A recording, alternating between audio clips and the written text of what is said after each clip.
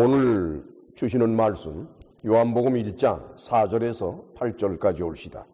신약성경 142페이지에 기록이 되어 있습니다. 자, 이제 찾으셨으니까 우리 같은 목소리로 읽도록 하십니다. 그 안에 생명이 있었으니 이 생명은 사람들의 빛이라. 빛이 어두움에 비치되 어두움이 깨닫지 못하더라. 하나님께로서 보내심을 받은 사람이 났으니 이름은 요한이라. 저가 증거하러 왔으니 곧 빛에 대하여 증거하고 모든 사람으로 자기를 인하여 믿게 하려 함이라. 그는 이 빛이 아니요 이 빛에 대하여 증거하러 온 자라. 아멘. 요한복음은 서두에서부터 다른 복음서와는 달리 몇 가지를 특별히 강조하는 것을 봅니다. 우선 지난주에 강해된 첫 세 절수 1절에서 3절까지에서는 로고스에 관한 언급을 했어요. 그것은 다른 복음서에서는 절대로 언급하지 않는 내용들이었습니다. 그러더니 이제 느닷없이 오늘의 본문 두 번째 대목에 들어와서는 세례 요한을 거론을 합니다. 누가복음에서는 세례 요한이 어떻게 태어났는지 그 역사도 자세히 기록을 했습니다만 요한복음에서는 일체 그거에 대해서는 관심조차 없이 무엇을 강조하는 거니까 세례 요한이라는 사람은 바로 하나님의 아들을 증거하기 위해서 온 사람이다. 이렇게 합니다. 도대체 세례 요한이 어떤 사람이길래 그 사람의 증거가 어떻게 유대 민족들에게 그렇게 받아들여질 수가 있을까? 별로 유명치도 않고 인정도 못 받는 사람들이라 그러면은 그 사람이 증거하는 사람입니다. 그러면 누가 그걸 들어주겠어요? 최소한도 이렇게 서신해서 세례 요한이 다른 사람도 아닌 바로 이 세례 요한이 증명하고 증거하고 인정한 사람이 바로 예수라는 사람이요 라고 말할 정도라면은 세례 요한에 대한 당시의 유대민족, 이스라엘 민족 사람들의 신뢰가 굉장히 컸을 것이라는 것을 우리는 미루어 짐작할 수가 있습니다. 따라서 우리는 그것을 알기 위해서 이스라엘 민족의 역사를 잠시 들춰봐야 될 것 같습니다. 이스라엘은 하나의 민족으로 태어날 때에 독특한 방법을 통해서 태어났지요.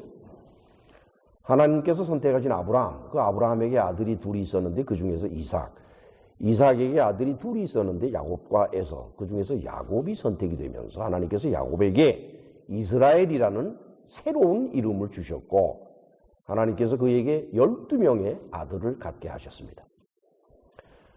그리고 나서부터는 그 12명의 아들로부터 후손이 쭉 태어나는데 그것을 12개의 지파라 이렇게 일컫게 되었습니다. 12개 지파는 당시 가나안 땅에서 야곱이 살아있을 때 그때에는 지파라는 개념이 전혀 없었어요. 다만 12명의 아들일 뿐이에요. 그러다가 이제 가뭄이 들어가지고 그 유명한 7년 가뭄이 들어서 야곱이 도리 없이 애굽으로 피신을 갈 수밖에 없었죠. 그래서 애굽으로 들어갈 때에 그 애굽에서 자그마치 430년을 살았다고 그러죠. 물론 여기에 대해서는 여러 가지 설이 있습니다만은 그냥 우리는 성경의 창세기 기록을 존중해서 430년으로 인정을 하십시다. 그 430년의 세월 동안에 12명의 아들의 가족들은 서서히 점진적으로 12개의 지파로 모양을 갖추게 됩니다. 이스라엘 민족이 막판에 그야말로 바로 왕에 의해서 노예로서 전락이 되어서 참 필설로 다 쓸 수 없는 그런 고통 속에 있을 때 하나님께서는 모세를 그들에게 보내셔서 그들을 해방시키십니다. 모세가 이스라엘 백성 당시에 글쎄요 싸울 수 있는 남자 20세 이상의 장정들만 60만 명이라 그러니까 남녀노소 다 합치면은 얼마나 많겠어요. 어쩌면 한 200만 명 가깝지 않을까 이렇게 보는 겁니다. 그 사람들을 끌고 나올 때에 모세가 제일 먼저 조치한 것은 12개의 진영을 갖추어서 12개의 지파를 분명하게 구별시켜주고 거기에 취프들이 다 있고 이렇게 해서 12개의 지파가 비로소 확연하게 모습을 갖추게 되는 것은 모세에 의해서 이루어진 것입니다. 이스라엘 민족은 12개의 진영을 갖춰서 그래서 앞서고 뒤서고 가운데에 성막을 유지하고 이런 식으로 해서 광야를 이동하지요. 그렇게 해서 한 40년 동안 광야에서 살다가 이제 모세가 죽고 난 다음에 여호수아가 그 12지파의 이스라엘 민족을 이끌고 요단강을 건너서 요단강 서쪽 가나안 땅으로 들어가면서 점령 작업을 시작을 합니다. 그때에 여호수아는 12개의 지파에게 각기 12개의 땅을 나누어 줍니다. 물론 그 땅이 다 정복된 땅은 아니에요. 정복되기 전에 구획을 정해가지고 너희 각 지파마다 너희들에게 해당된 구획으로 쳐들어가서 거기에 있는 원주민들을 내쫓고 또는 다 죽여버리고 그리고 그 땅을 차지해라. 이렇게 됐지요. 여호수아가 죽은 후에 이스라엘 민족은 가나안 땅에서 계속해서 살았습니다. 그런데 그때는 그야말로 12개의 지파가 땅을 분할해서 살았기 때문에 각 지파와 지파 사이에 연합이라는 게 별 필요가 없었어요. 그냥 각 지파가 독립적으로 살아가는 형상이지 민족 전체가 하나의 국가를 이루는 것은 아니었습니다.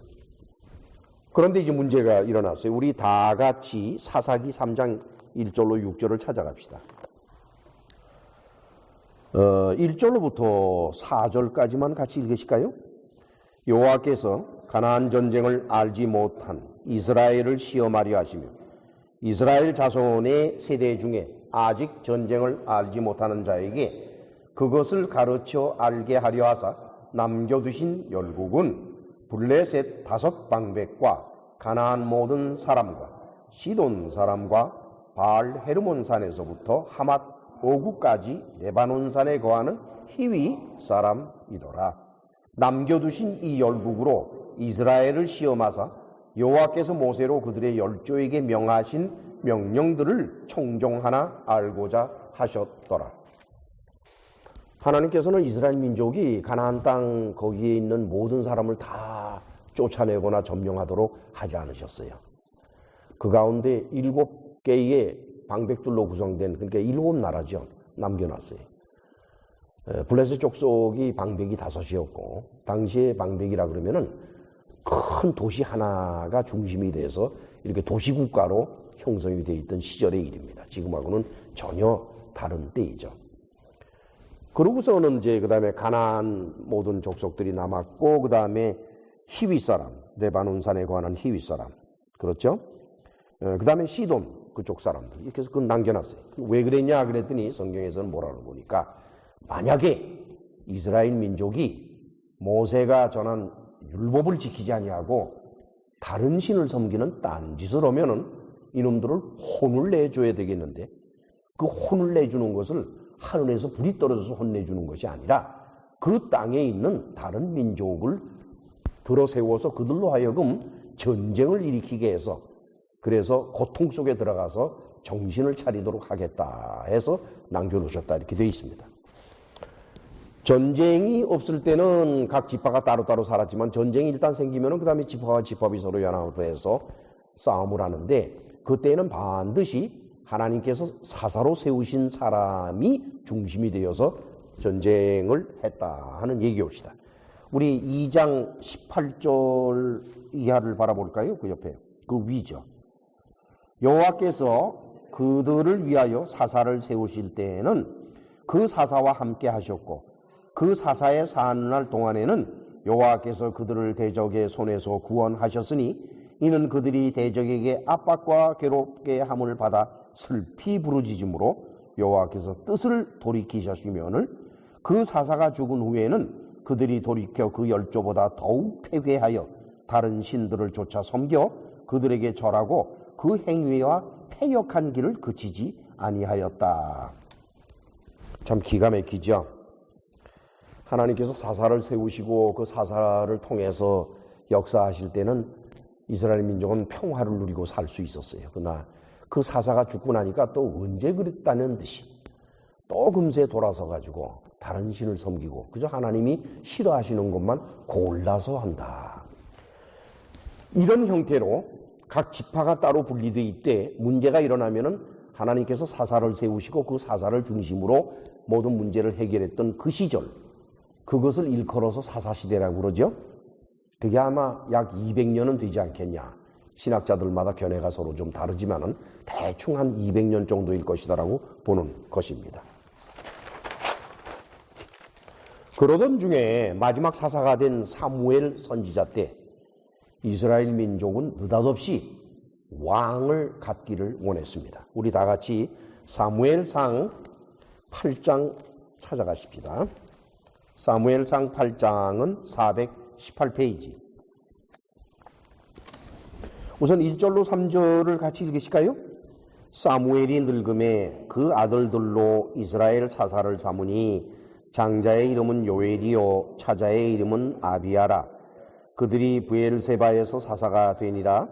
그 아들들이 그 아비의 행위를 따르지 아니하고 이 일을 따라서 뇌물을 취하고 판결을 굽게 하니라. 대개 이제 사사들은 자기 아들들을 사사로 세우는 예가 아주 흔합니다. 사무엘도 이제 다 늙어서 이제 끝이 나게 생겼으니까 그 뒤를 이어서 자기 아들 둘에게 사사를 물려줍니다. 그랬더니 이 녀석들이 그 뇌물을 먹고서는 그 재판을 굳게 하는 건 못된 짓을 했단 말이에요. 그건 하나님께서 아주 싫어하시는 일입니다. 오늘날도 그건 마찬가지예요.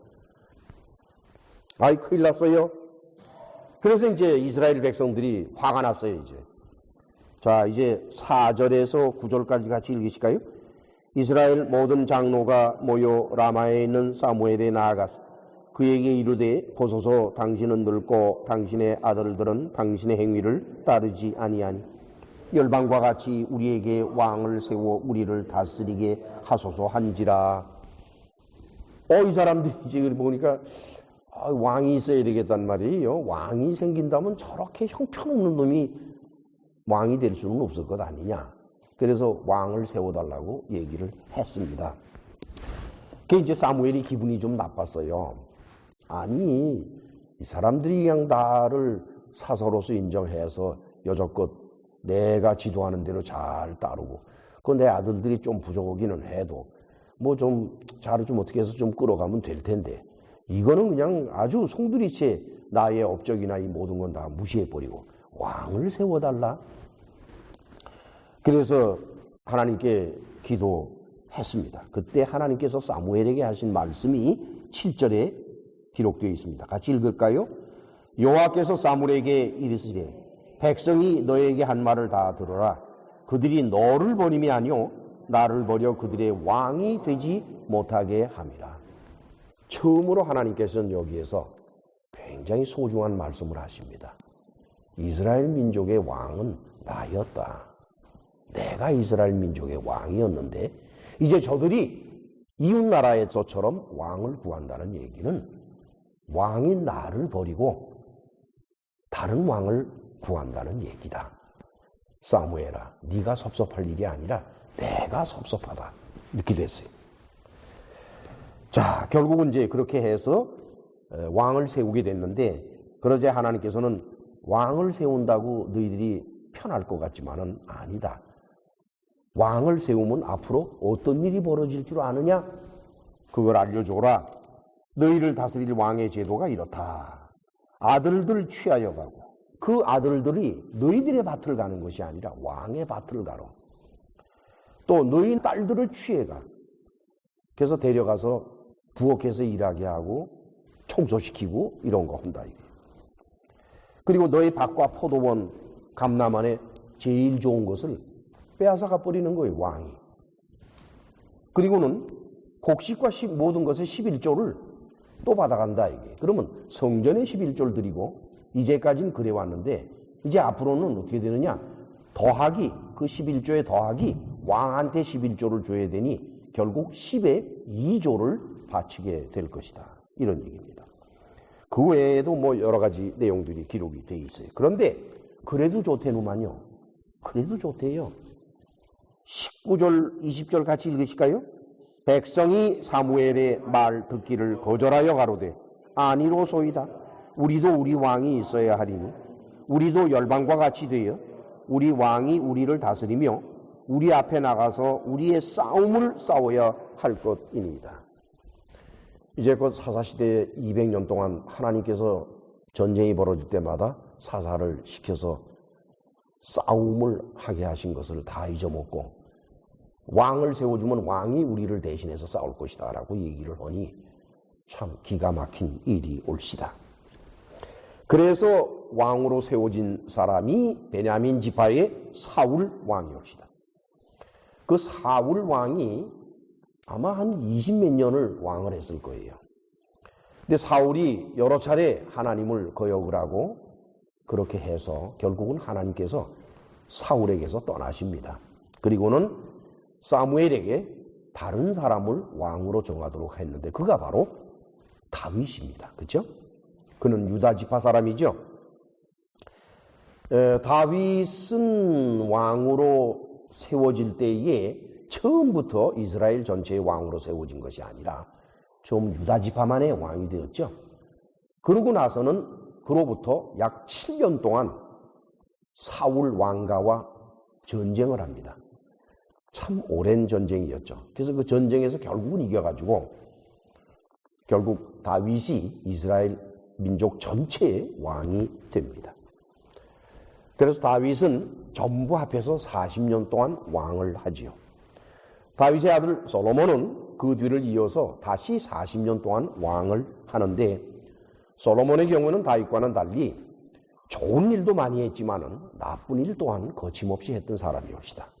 솔로몬 왕의 실책 중에 가장 큰 실책은 성전을 7년 동안 짓고 그의 궁궐이나 또는 국창, 창고를 13년간 도합 20년 동안 건축 사업을 일으키면서 이스라엘 민족 12지파, 그래도 유다 지파는 좀 나았어요. 자기 지파이기 때문에. 나머지 11지파는 보통 고생을 한 것이 아니에요.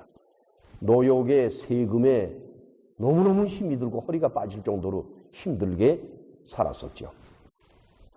이제 솔로몬이 죽었습니다. 솔로몬이 죽자 이스라엘 민족은 그 무서운 왕 솔로몬이 죽은 다음에 그 아들 르호보암을 보니 별것이 아니거든요. 그래서 이제 대항을 합니다. 그것이 열왕기상 12장에 나타납니다. 534페이지.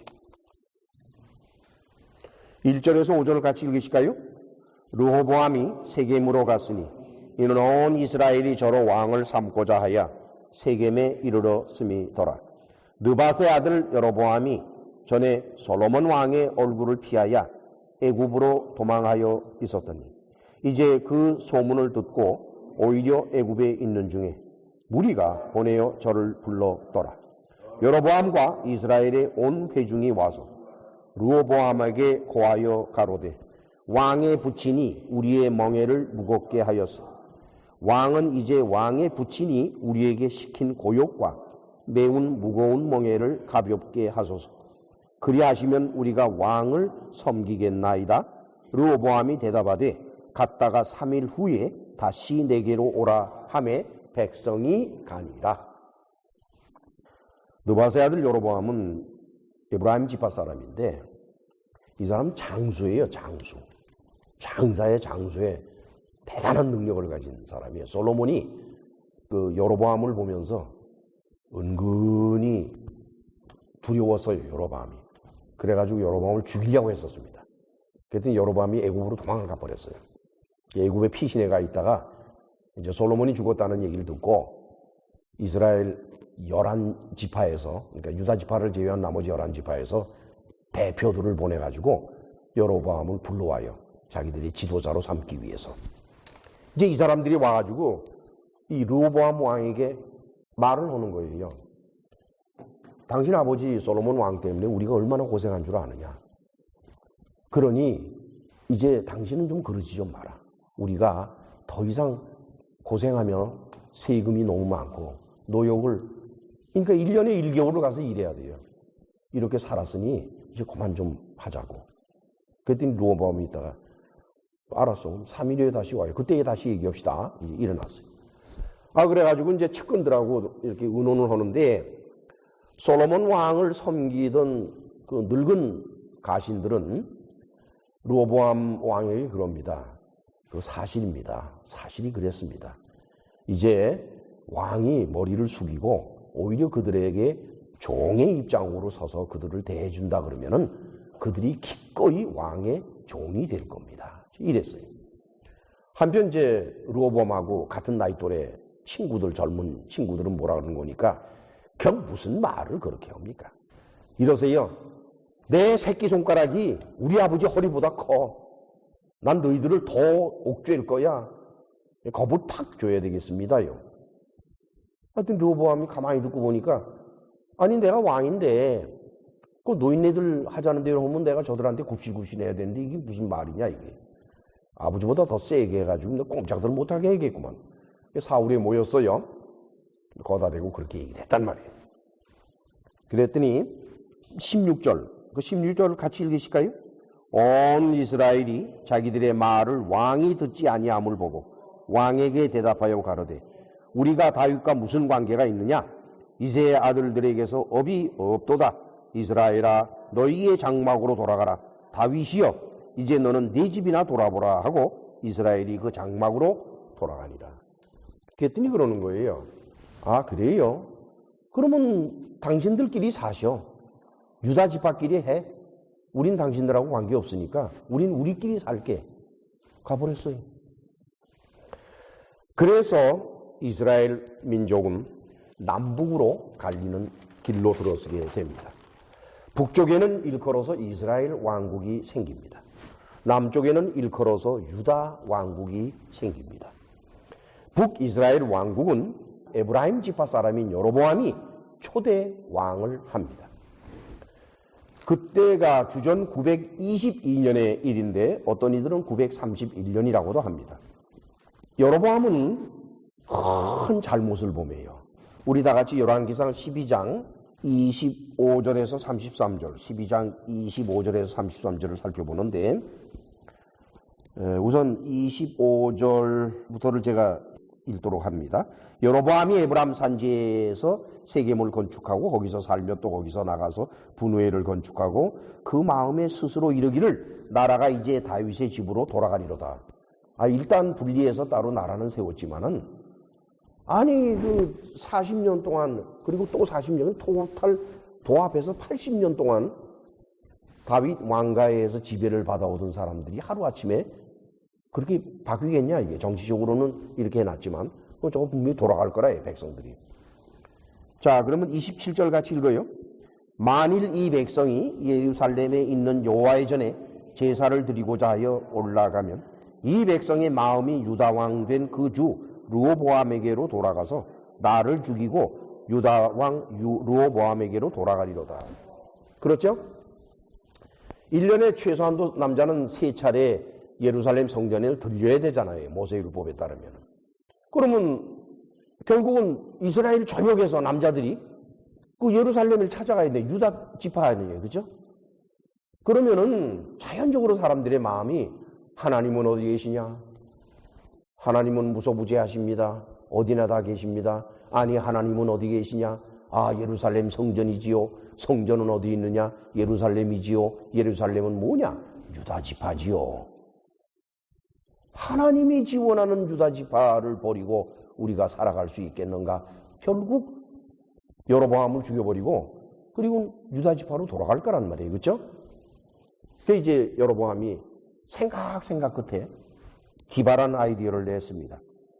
28절 같이 읽어요. 이에 계획하고 2 금송아지를 만들고 무리에게 말하기를 너희가 다시는 예루살렘에 올라갈 것이 없도다.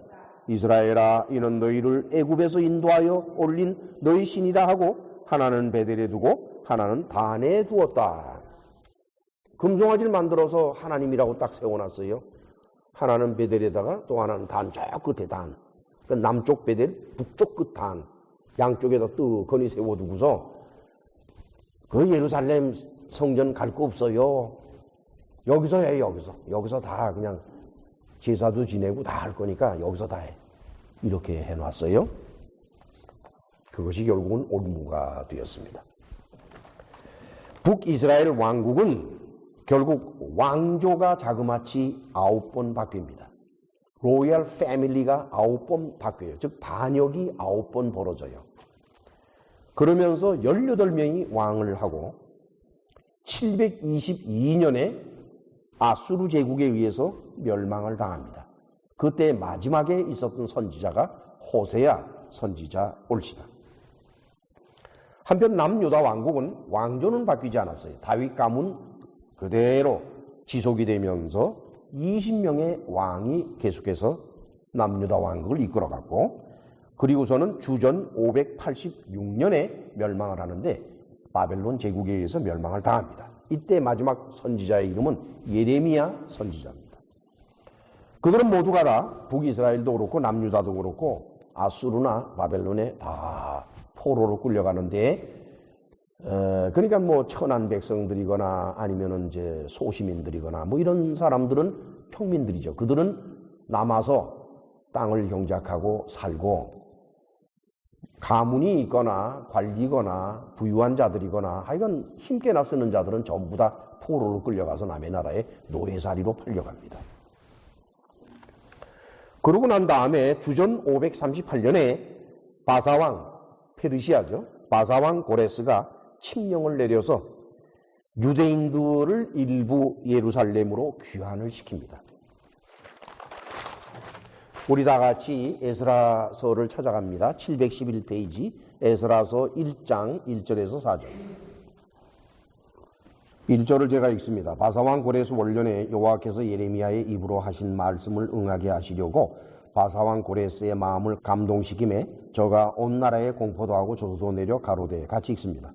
바사왕 고레스는 말하노니 하늘의 신 여호와께서 세상 만국으로 내게 주셨고 나를 명하사 유다 예루살렘에 전을 건축하라 하셨나니 이스라엘의 하나님은 참 신이시라.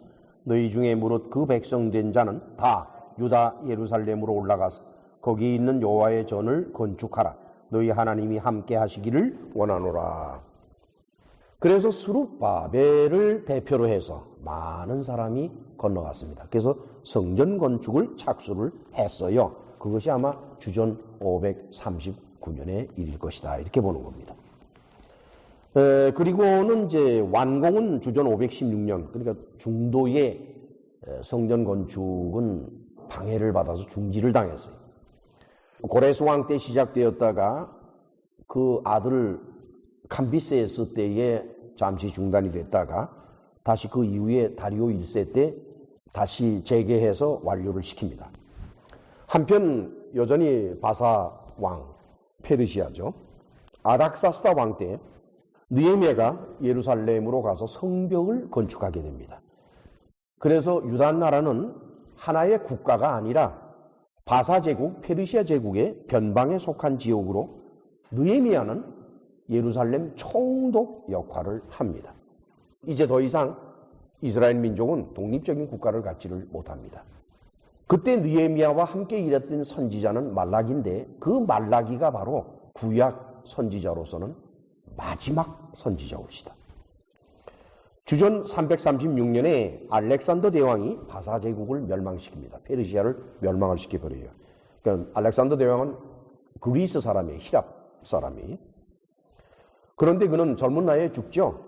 주전 323년에 죽고 난 후에 수하장수 4명이 땅을 나누어 갔습니다. 그 가운데에서 이제 이 팔레스틴 지역, 다시 말하면은 이스라엘 민족과 관계가 되는 왕조는 첫째 부톨레미 왕조였습니다. 부톨레미 왕조는 이집트 지역에서 관할하는 왕조로 생겼는데 그들은 거기에서 북쪽으로 올라와서 팔레스타인을 정복을 해요. 그것이 주전 323년의 일입니다. 그렇게 쭉 부톨레미 왕조에 의해서 지배를 받고 있다가 다시 셀류쿠스 왕조가, 시리아나 이런 쪽이 셀류쿠스 왕조에 속하는 사람들인데 그 셀류쿠스 왕조가 주전 200년에 팔레스타인을 정복을 합니다. 즉 부톨레미 왕조로부터 빼앗아 옵니다. 그리고 나서는 마카비 가문에서 왕조를 일으킵니다. 그렇게 해서 셀루쿠스 왕조와 싸워가지고 예루살렘을 회복을 하고 거기서 버텨서 살아가는 것이 주전 37년까지 삽니다.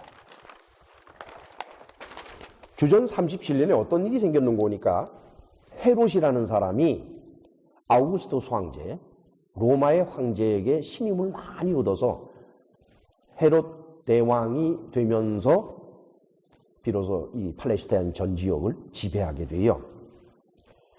헤롯은 주전 37년에 왕이 된 이후에 주전 4년에 죽습니다.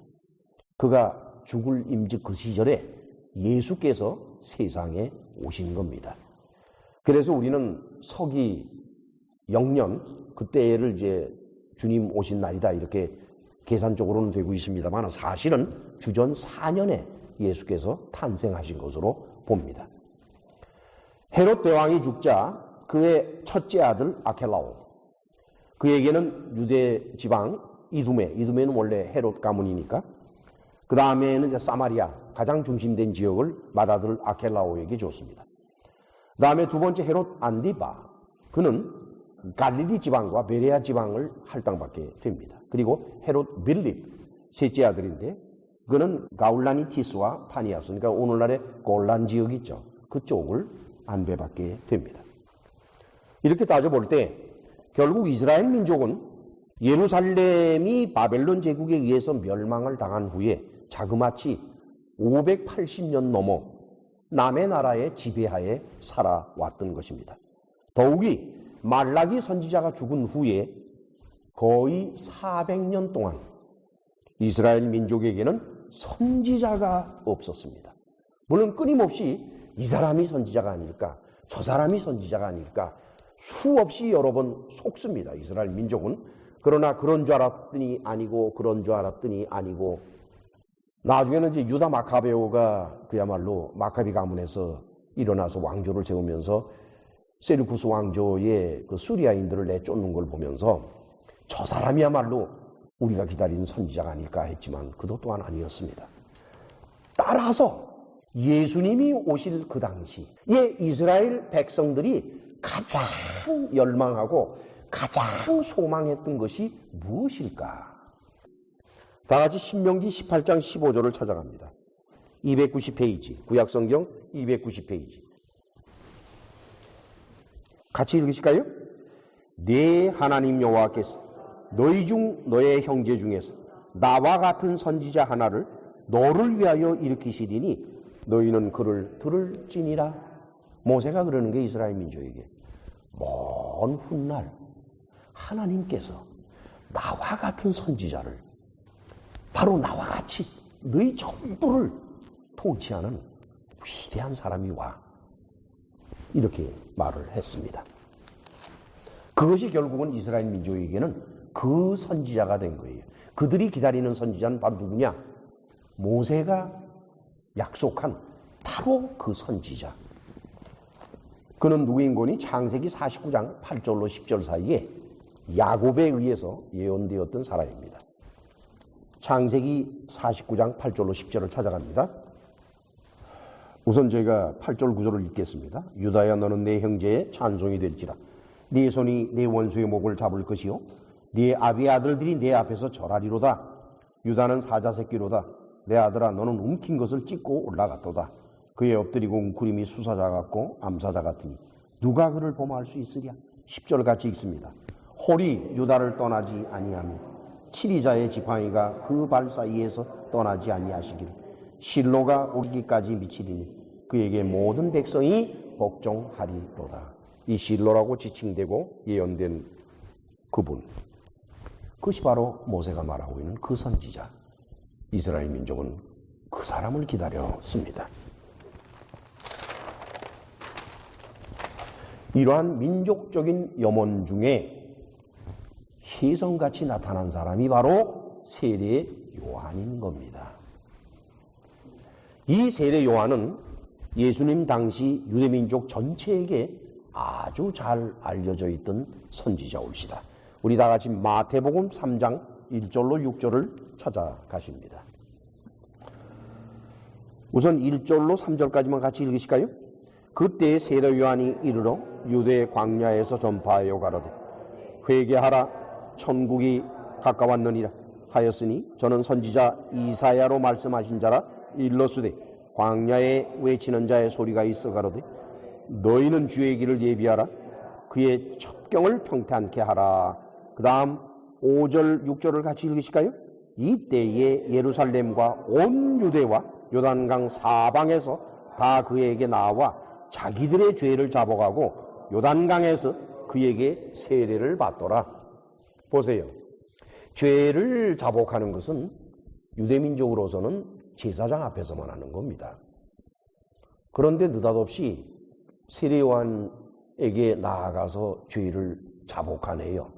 물론 이제 요한이 세례 요한은 자기 아버지가 제사장 가문이니까 이 사람도 제사장 핏줄을 이어받은 사람인 건 당연해요. 아론의 후손인 것은 당연한데, 그런데 생각을 해보세요.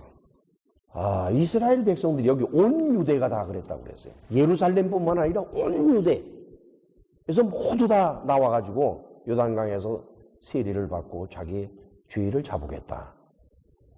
그렇다 그러면은 이스라엘 사람들은 세례 요한을 모르는 사람이 하나도 없었을 겁니다. 아마 다들 알았을 거예요. 그렇죠? 자, 그러면 이스라엘 민족만 그랬냐? 우리 다 같이 사도행전 18장 24절로 25절을 찾아갑니다. 24절에서 25절 같이 읽으실까요? 알렉산드리아에서 난 아볼로라 하는 유대인이 에베소에 이르니 이 사람은 학문이 많고 성경에 능한 자라. 그가 일찍 주의 도를 배워 열심으로 예수에 관한 것을 자세히 말하며 가르치나 요한의 세례만 알 따름이라. 그 다음 19장의 1절에서 4절을 바라볼 때에 같이 읽습니다. 아볼로가 고린도에 있을 때에 바울이 윗지방으로 다녀 에베소에 와서 어떤 제자들을 만나 가로되 너희가 믿을 때 성령을 받았느냐? 가로되 아니라 우리니 성령이 있음도 듣지 못하였노라. 바울이 가로되 그러면 너희가 무슨 세례를 받았느냐? 대답하되 요한의 세례로라. 어떻게 생각하세요? 이것은 지금 히랍 지방이에요. 아까 알렉산드리아는 이집트 북쪽이고 이거는 또 히랍이니 그리스니까 거기에 있는 사람들이 뭘 알고 있는 거니까 요한의 세례를 알아요. 그러면 세례 요한의 소식은 유단 나라에서만 퍼진 게 아니라 유대인의 디아스포라, 흩어진 모든 곳에 세례 요한의 이야기가 나갔다는 겁니다. 벌써. 특별히 알렉산드리아에는 아볼로라는 사람, 우리는 히브리서를 강해하면서 바로 이 아볼로가 히브리서를 기록한 사람일 거라는 확신을 가졌지요. 이 아볼로는 학문이 많은 사람이에요. 공부를 많이 한 사람이에요. 구약에 밝고 철학에 밝고 아주 공부를 많이 한 사람인데 이 사람이 세례 요한의 세례를 나누면요. 그렇다면 알렉산드리아에 있는 지식인들은 모두가 다 세례 요한을 안다라고 일단은 봐야 돼요. 요한복음이 다른 복음서와는 달리 몇 가지 두드러진 특징을 갖는 중에서 하나가 바로 세례 요한에 관한 것입니다. 첫째 특징은 지난주 강의에 드린 것처럼 로고스였죠. 두 번째 특징은 오늘의 본문에 살펴보는 세례 요한이에요. 그런데 이 세례 요한을 요한복음에서는 사도 요한이 요한복음에서는 차별화시켜요. 예수님하고 완전히 차별을 시킵니다. 그게 왜 그래야 되느냐 하는 것은 제가 지금 설명을 드리면 여러분들이 쉽게 이해하시게 될 겁니다. 예수님 당시에 세례 요한과 예수님은 6개월 차이로 세상에 태어나셨죠. 그러니까 요한이 먼저 태어나고 그 다음에 예수께서 태어나신 걸로 봅니다.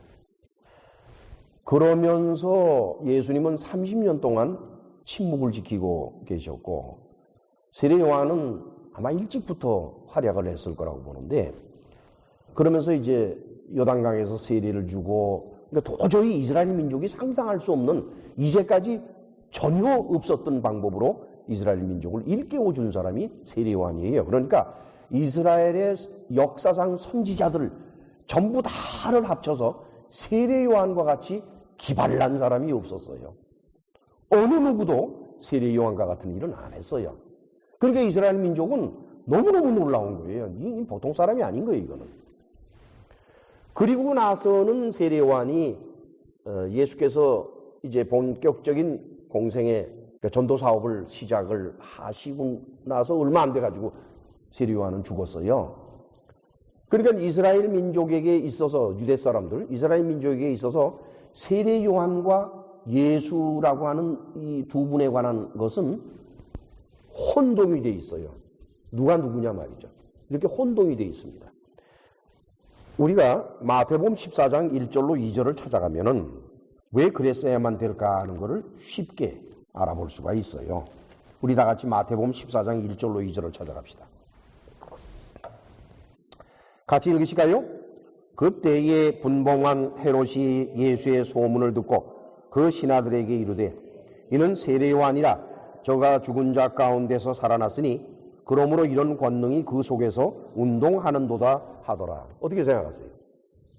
세례 요한하고 예수님하고 하나인 것처럼들 알고 있어요. 세례 요한이 죽고 난 다음에 이게 다시 살아가지고 예수가 됐다 이게. 그러니까 헤롯 왕이 그렇게 믿을 정도면은 이스라엘 백성들은 어떻게 해서 일반 서민들은 다 그렇게 믿지요. 그렇잖아요? 요한에게는 이게 굉장히 심각한 문제가 됐어요. 사도 요한에게는. 그것이 아니라는 것을 확실히 말을 해줘야 되고 세례 요한과 예수 그리스도를 차별화시켜야 돼요. 분리시켜야 돼요. 그래서 사람들에게 그거를 알려줘야만 된다는 겁니다. 다른 복음서와는 달리 요한복음에서 독특한 주장을 합니다. 여러분, 우리 예수 그리스도를 하나님의 아들이라고 증거한 사람이 누군 줄 압니까? 다른 사람도 아닌 여러분들이 잘 알고 있는 그 세례 요한. 그 세례 요한이 바로 증인이 되어서 우리 주 예수 그리스도께서 하나님의 아들이신 것을 공표했습니다. 공표했어요. 여러분들이 세례 요한을 믿고 그를 존경한다 그러면은 그가 증거한 예수 그리스도를 믿어야지요. 이렇게 된 거예요. 알렉산드리아에서 사도 요한의 서신을 받아 읽는 사람들은 세례 요한에 대해서는 이미 알고 있다라고 보는 것입니다. 아까도 말씀드렸습니다만은. 자, 그러면 이제 오늘의 본문으로 돌아와서 요한복음 1장 5절에서 8절을 같이 읽으실까요? 빛이 어두움에 비추되 어두움이 깨닫지 못하더라. 하나님께로서 보내심을 받은 사람이 났으니 이름은 요한이라. 저가 증거하러 왔으니 곧 빛에 대하여 증거하고 모든 사람으로 자기를 인하여 믿게 하려 함이라. 그는 이 빛이 아니요 이 빛에 대하여 증거하러 온 자라. 거듭 말씀드립니다만 당시 세례 요한은 모든 유대인들에게 존경을 받는 선지자올시다. 따라서 자기들이 존경하는 세례 요한이 인정한 사람이라 그러면은 그건 절대적인 힘이 되지요. 오늘의 본문에서 사도 요한은 로고스가 하나님이신 것을 또 다른 측면에서 증거를 먼저 합니다. 자, 그러면은 이제 지난주에는 그 필로의 로고스 철학을 이용해서 로고스가 하나님인 것을 증거했죠. 이번 주 본문에서는 우선 제일 먼저 4절을 같이 읽읍시다. 4절. 그 안에 생명이 있었으니 이 생명은 사람들의 빛이라. 여기에 생명이라는 것과 빛이라는 두 단어를 가지고 사도 요한은 예수께서 하나님의 아들이 하나님이시라는 것을 주장합니다. En auto, zoe, en kai, he, zoe, en to, phos, ton, anthropon. zoe, 생명이 어디 안에 있는 거니? 로고스 안에 있다는 거예요. 로고스 안에 생명이 있고, 그 다음에는 안트로폰이 있다. 안트로폰은 사람이에요. 사람이 있고. 그런데 안트로폰은 복수입니다. 사람들의 zoe, 생명이 force, 빛을 보내는 거예요. 그 빛을 보내면은 그 빛은 갔다가 돌아오는 것이 아니라 사람들의 빛이 되어버리고 만다는 겁니다. 그래서 소유격을 썼어요. 즉 로고스가 빛을 주지 않으면 어느 누구도 빛을 가질 수가 없다는 겁니다. 빛은 자기 자신이 만드는 게 아니라는 거예요. 여러분, 요한복음은 참으로 무서운 책이에요. 사도 바울의 구원론에 있어서의 그것보다 요한복음은 한 수 위로 더 강력하게 하나님의 주권을 주장하는 게 요한복음이었시다. 바울의 주장은 거기에 비하면 한층 아래예요. 요한복음에서 주장하는 그 주장, 구원의 하나님 주권은 대단합니다. 절대적이에요. 자, 왜 빛이란 말을 쓰고 왜 생명이란 말을 썼을까?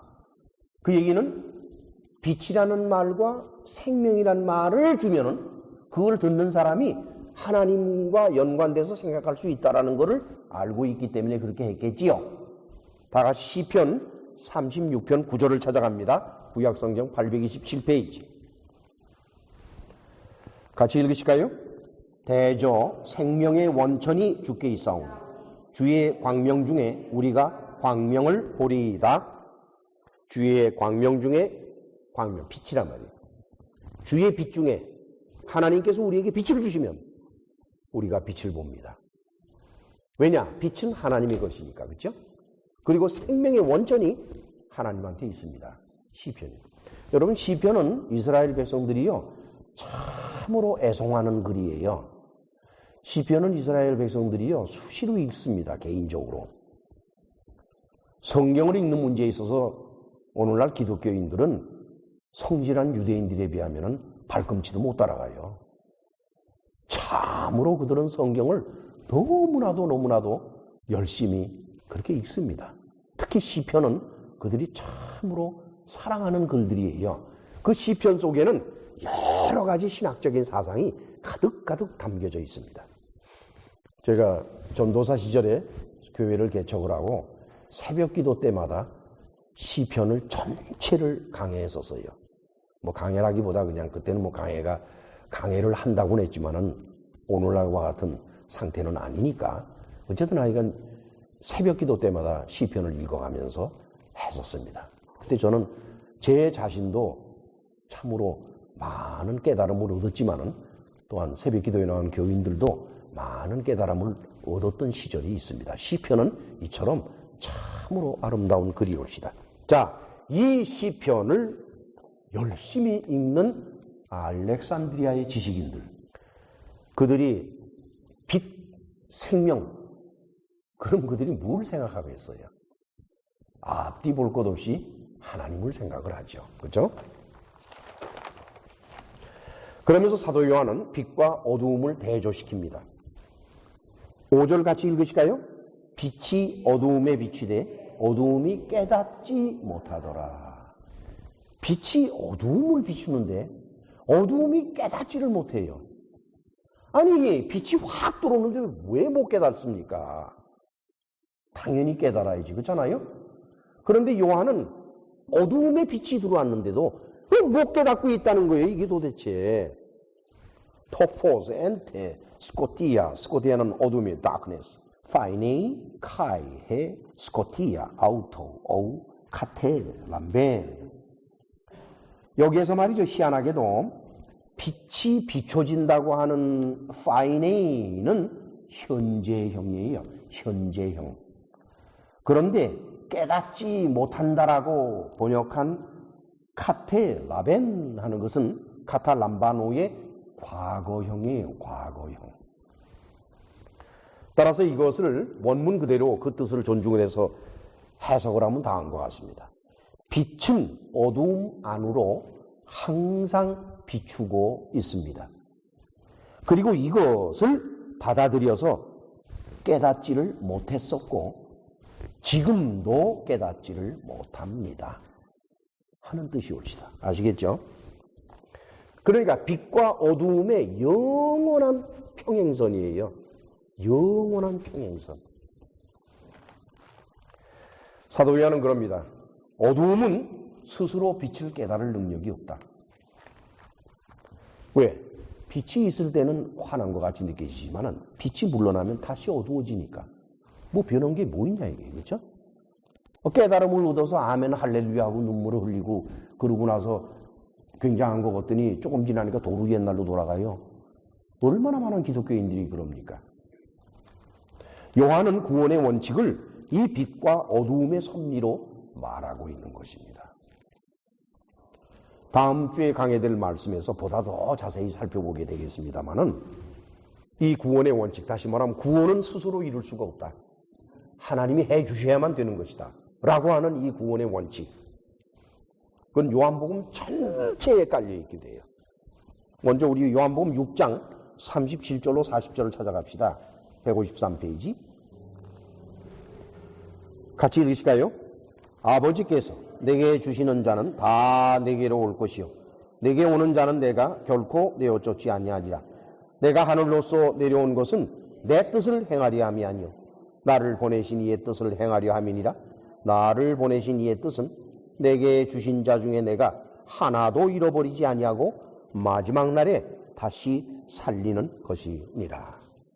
그래요. 아버지께서 보내셔야 나한테 온다. 구원의 절대적인 주권은 누구에게 있는 거니? 하나님 아버지께 있다. 이것이 요한복음이 말하고 있는 구원론입니다. 이제 요한의 빛이신 예수와 세례 요한 간의 관계를 이제 거론하게 되죠. 이제 본문에 다시 돌아와서 6절로 8절 같이 읽으실까요? 하나님께로서 보내심을 받은 사람이 났으니 이름은 요한이라. 저가 증거하러 왔으니 곧 빛에 대하여 증거하고 모든 사람으로 자기를 인하여 믿게 하려 합니다. 그는 이 빛이 아니요 이 빛에 대하여 증거하러 온 자라. 하나님이 보내셨다라고 번역한 것이 스타스텔로인데 이 스타스텔로는 dispatch, 파견하는 걸 말이에요. 파견이라고 하는 것은 사명을 준 것입니다. 사도 요한은 세례 요한이 하나님께로부터 사명을 받은 자라는 거예요. 그리고 결국 사명을 받고 파견됐다고 하는 것은 선제를 의미해요. 무슨 말씀인 거니까? 파견했다고 하는 것은 어디 있었길래 파견이 되는 게 아니에요? 그 어디 있던 사람을 보내지 없던 사람을 보내는 게 파견입니까? 아니잖아요. 그런데 세례 요한은 이 땅에서 태어난 거예요. 그러면 여기서 요한은 무엇을 말하고 싶은 거니까? 세례 요한에게 엘리야의 영이 왔다는 것을 암시하는 겁니다. 그래서 엘리야의 영이 파견돼서 왔다는 거예요. dispatch. 이렇게 되는 거예요. 그래서 예수께서는 그러시죠. 오리라 한 엘리야가 바로 세례 요한이다. 뭐 예수님은 증거해 주십니다. 하나님께서 파견하신 사람이 나타났습니다. 그의 이름은 요한입니다. 그의 사명은 증거하는 것입니다. 빛에 대하여 증거하고, 그렇죠? 뿐만 아니라 자기가 증거하는 데서 끝나는 것이 아니라 자기를 통해서, 자기를 통해서 모든 사람들이 이 빛을 믿도록 하기 위해서 요한이 왔다는 겁니다. 세례 요한은 자신의 역할이 무엇인지를 아주 잘 알고 있었습니다. 우리 다 같이 요한복음 3장 22절로 30절을 읽으실까요? 제가 먼저 읽도록 하겠습니다만 이후에 예수께 제자들과 유대 땅으로 가서 거기 함께 유하시며 세례를 주시더라. 요한도 살렘 가까운 에논에서 세례를 주니 거기 물들이 많음이라. 사람들이 와서 세례를 받더라. 요한이 아직 옥에 갇히지 아니하였더라. 이에 요한의 제자 중에 한 유대인으로 더불어 결례에 대하여 변론이 되었더라. 그러고 나서 26절을 같이 읽으실까요? 저희가 요한에게 와서 가로되 라삐여 선생님과 함께 요단강 저편에 있던 자 곧 선생님이 증거하시던 자가 세례를 주매 사람이 다 그에게로 가더이다. 뭐 전부 거 가서 그냥 세례 받던데요. 이젠 뭐 선생님의 인기가 별로 없어진 것 같아요. 이제 이런 얘기예요. 그 다음에 27절로 28절을 같이 읽으실까요? 요한이 대답하여 가로되 만일 하늘에서 주신 바 아니면 사람이 아무것도 받을 수 없느니라. 나의 말한 바 나는 그리스도가 아니요 그의 앞에 보내심을 받은 자라고 한 것을 증거할 자는 바로 너희들이다. 제자들한테 그러는 거예요. 너희들이 내가 아니라 저 사람이라는 것을 증거해야 돼. 그 다음에 30절 같이 읽으실까요? 그는 흥하여야 하겠고 나는 쇠하여야 하리라. 세례요한은 자신의 역할이 뭔지를 압니다. 자신은 하나님의 아들 예수 그리스도께서 이 땅에 나타나서 사역을 하실 때 그가 정당히 사역을 할 수 있도록 길을 닦아놓고 그리고 자기의 입을 통해서 그 사람을 증거하고 앞세우는 그것이 바로 자기의 역할이라는 거예요. 그 역할이 끝이 나면은 자기는 죽는다는 거예요. 그래서 그는 죽음을 무릅쓰고 그 일을 해내지요. 로고스가 하나님이신 것을 알고 있는 알렉산드리아의 유대 지식인들에게 있어서 예수께서 로고스이신 것을 암시하고 연이어서 그들이 이미 알고 있는 세례 요한이 증거하고 인정한 사람이 바로 하나님의 아들 예수 그리스도다. 그리고 사도 요한은 1장 전체, 요한복음 1장 전체에서 거의 대부분을 이 문제를 가지고 말하고 있습니다. 예수 그리스도께서 하신 일과 말씀을 전하기 전에 먼저 예수 그리스도의 신분을 확실하게 해놓으려고 하는 사도 요한의 노력은 대단한 겁니다. 따라서 이런 정도의 마음 씀씀이를 가지고서 요한복음을 기록할 수 있는 사람이 누구겠냐는 거예요. 그것은 예수님을 끔찍이 사랑하며 마지막 순간까지 살았던 사도 요한밖에는 없는 것입니다. 기도합시다. 자비로우신 하나님 아버지 감사합니다. 오늘도 우리는 이 귀한 말씀을 통해서 사도 요한이 얼마나 지혜롭고 현명하게 알렉산드리아에 있는 지식인 유대인들을 설득하고자 노력하는지 그 모습을 보게 됩니다. 무조건적으로 뛰어들어가고 무조건적으로 해내면 되는 식으로 생각하고 있는 이 어리석음이 오늘 요한복음을 바라보면서 부끄러움을 느낍니다. 주님께서 기독교 교회에 이런 지혜가 일어날 수 있도록 은혜를 베풀어 주옵소서. 예수님의 이름으로 기도하옵나이다. 아멘.